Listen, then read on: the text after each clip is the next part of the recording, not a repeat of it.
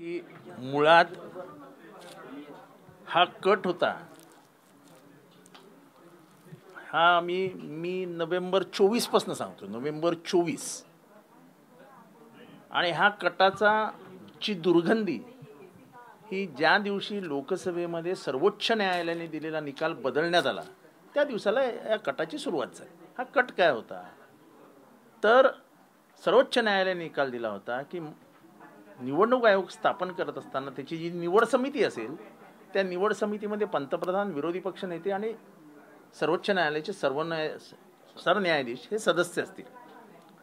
हा आपल्याला अडचणीचा ठरेल विषय म्हणून त्यांनी काय केलं, ह्या सत्ताधारी पक्षाने म्हणजे बीजेपीने हा संपूर्ण निकाल लोकसभेत नेला आणि लोकसभेत सर्वोच्च न्यायालयाच्या सरन्यायाधीशांना त्या कमिटीतनं बाहेर फेकलं आणि 2 मंत्री म्हणजे एक पंतप्रधान, अजून एक मंत्री आणि विरोधी पक्ष नेता, म्हणजे कसं झालं 2:1 नी तुम्ही निवडा. खेळ तिथे संपवला. हा आपल्या लक्षात नाही आलं. हा कट तेव्हापासून ते शिजवत आले आणि काल त्या कटाचा पर्दाफाश झाला. आता कटाचा पर्दाफाश झाल्यानंतर काय झालं तर लोक मतदार याद्या शोधायला सुरुवात केली. आता मतदार याद्या शोधल्या तर आपण अजून अडचणीत येऊ हे बघितल्यावरती त्यांनी मतदार याद्याच गायब केल्या. हे बघा आता महाराष्ट्राचा मतदार हे शोधल्यावरती तुम्हाला काय दिसतंय तर कंप्लीट एरर दाखवते. एरर कसं काय अचानक आलं बाबा. आता असं आहे की आजकालच्या जगामध्ये सगळे लगेच शोधाशोध सुरू करतात ना. काय दिसतंय हे बघा, हे असं दिसतंय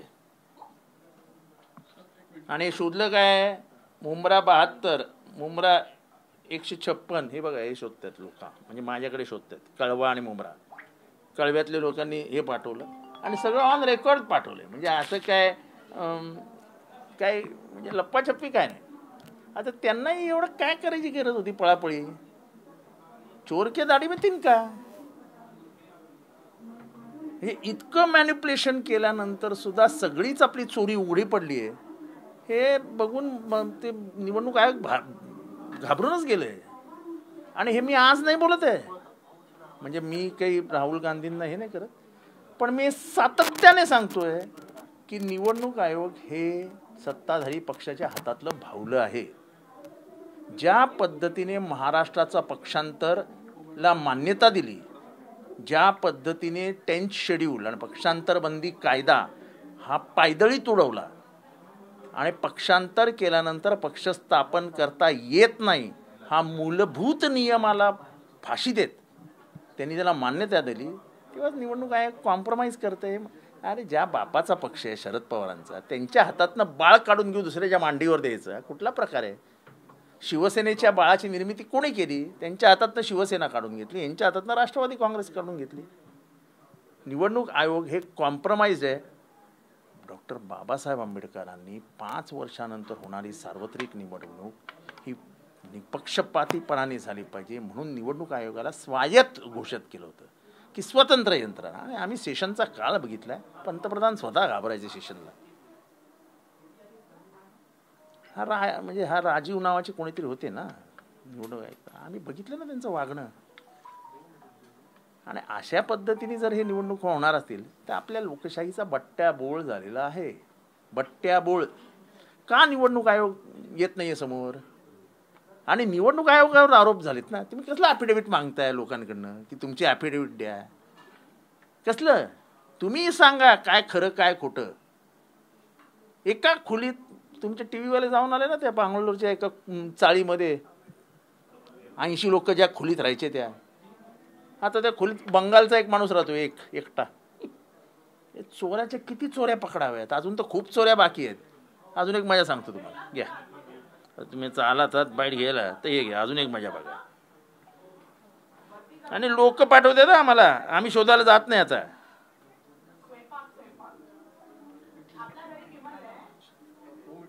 हा आहे राम कमल दास नावाचा माणूस.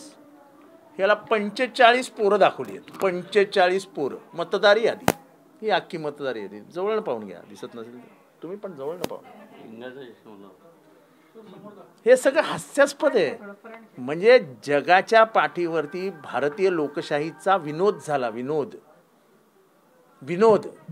म्हणजे जगाचे सगळे खासदार म्हणतील अरे यार म्हणजे आपल्याला खासदार व्हायचं असेल तर जाऊया यार भारतात, 5 वर्ष राहूया, आरामात खासदार मॅनेज करू. हे असं झालेलं आहे. आता नवीन जो नगरसेवकाच्या स्थानिक स्वराज्य संस्थेच्या निवडणुकीमध्ये व्हीव्हीपॅट सुद्धा नसणार आहे. अहो तुम्ही निवडणुका जाहीर करून टाका, डिक्लेअर करून टाका, तुम्ही निवडून आलात, विषय संपला. काय निवडणूक आयोजकाची गरज राहिलेली नाही.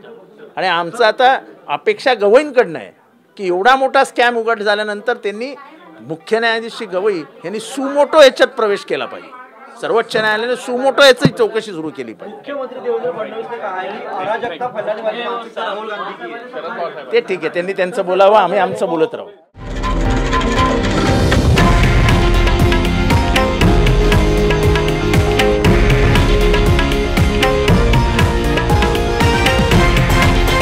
हे आहे देशातील नंबर 1 न्यूज नेटवर्क आणि आपण पाहत आहात TV9 मराठी, एकमेव.